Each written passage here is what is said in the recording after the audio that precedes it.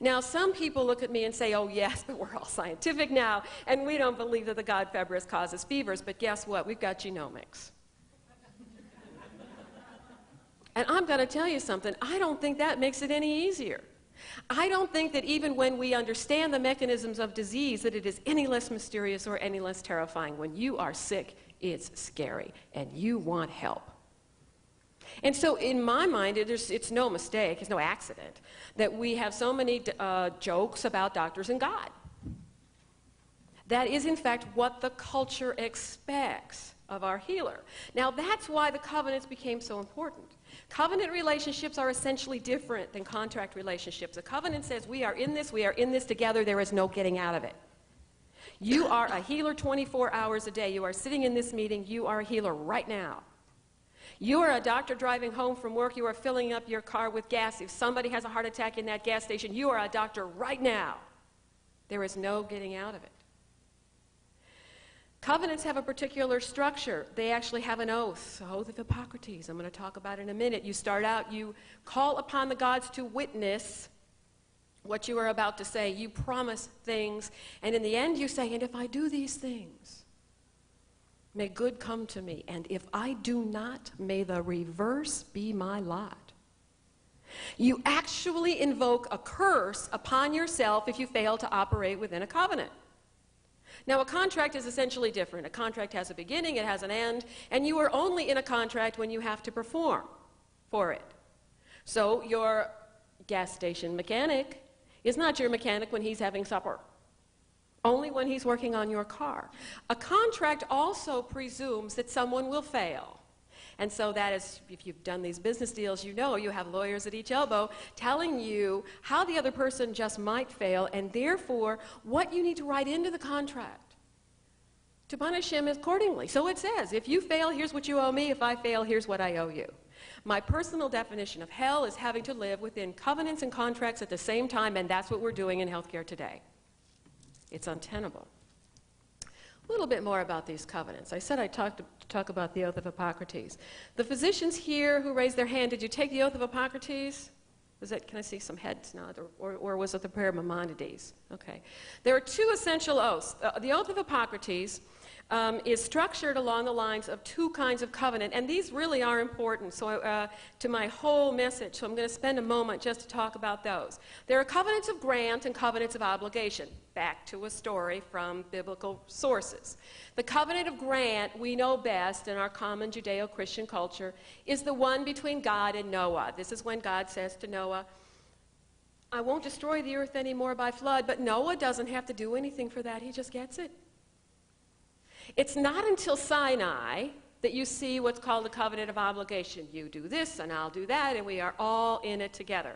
The divine, the healer, the patient, the community, all in it together. Well, the oath of Hippocrates is both types. It's a covenant of obligation, but only among the healers. So it says, I'll study and I'll learn and I'll teach my fellows and I will treat his sons as my sons. And it even says in some ancient versions of the oath, we will live together. That's a covenant. You're in it together. But then it says, I will grant health to the patient. You hear that? The patient need do nothing in order to be granted this great bounty from the divine through the healer. Seems to me that's very untenable.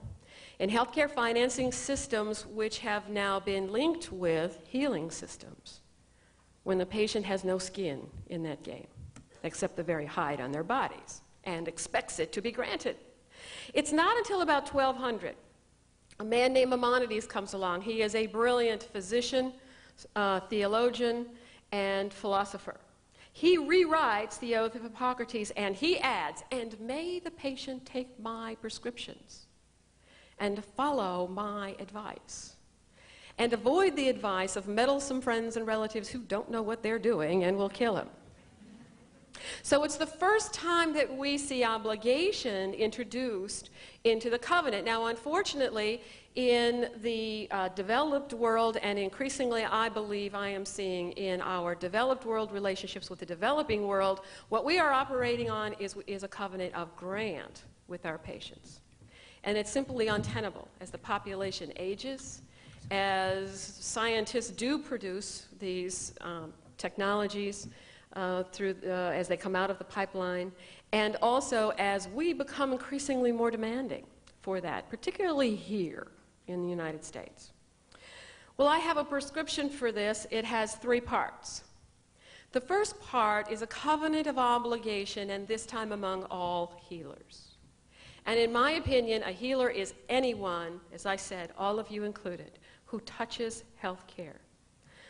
Our societies are more complex today. Our knowledge is much more vast. It is organized in ways that requires all of us to be participants. Because our societies are more complex, the nature of our healers is more complex. So that includes government bureaucrats, and that includes health insurance executives, and that includes human resources, people and companies who make decisions about what kind of health care they will provide to their employees. It includes Peter Jennings, by the way, and I always say him in my speeches, so I'm pleased to see that you know him, because maybe now I'll get to meet. I'm saying it because I want to meet him. And I think if I drop his name enough, maybe I'll have a chance to do that. When I talked to the Academy of Family Physicians at their meeting in Florida, I told them, I said, you know, Peter Jennings is going to spend more time this year talking to your patients about health care than you will. And by the way, what is he saying? We have, for the traditional healers, the nurses, the pharmacists, the physical therapists, the doctors, an elaborate system of education and accreditation and licensing and so on in order to assure that the inputs are good. And the same thing is true of pharmaceutical products. We know pretty well we'd like to know better, but we know pretty well what's going out there to the patients. And yet we don't know what Peter Jennings is saying and if it's any good. Now, no study has been done on the American media, but one was done on the Canadian press, found that 50% of the information was wrong and 25% was potentially deadly if followed.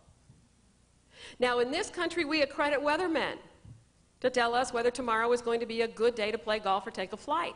But we do not accredit those people who talk about health and healing.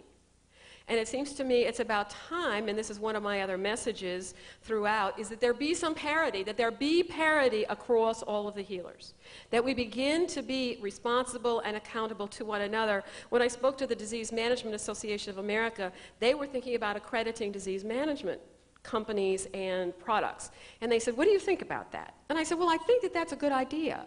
I think it is important for one healer to be able to demonstrate to another that they are doing a good job. I'd like to see us accredit patients.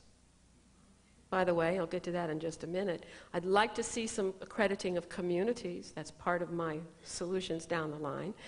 So, but those are the kinds of now healers, in my opinion, have got to come together, and we have got to stop fighting.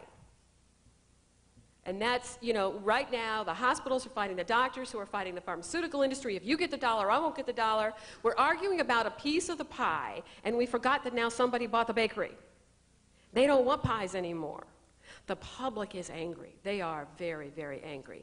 And what is happening as the anger has come from the outside into our healing systems is that we have turned upon one another in a sort of an attitude of scarcity. The reality is we've got plenty of money to spend on health care if we want. We've just decided not to spend it. In this country, we spend $100 billion a year on fast food, something that's killing us. We spend $24 billion accessorizing our cars and our trucks, and $1 billion on Valentine's Day chocolate alone. Now tell me again we cannot afford copays for our drugs. We have decided we don't want to. And I think that that's one of the challenges we have as healers, and one of the things that we need to do a lot better. This is a mess we created. In this covenant of grant mentality that just said you could get it, we failed to communicate with patients. I wrote an op-ed no one will publish about the Patient Bill of Rights. And essentially the notion was if a patient can sue an HMO, then can an HMO sue a patient, and why not? I used hypertension as the example, listed everything that the healer had to do to care for a hypertensive patient, and then showed how the patient didn't have to do anything, including taking the medicine. And yet when the heart attack or the stroke came, the healer had to take care of them still within a capitated fee or some highly discounted fee for service, a large group leveraged rate. And that, it seems to me, is untenable and is part of that pressure that is driving us as healers against each other. The enemy is ignorance and disease. It is not the healer who sits at the other side of the table.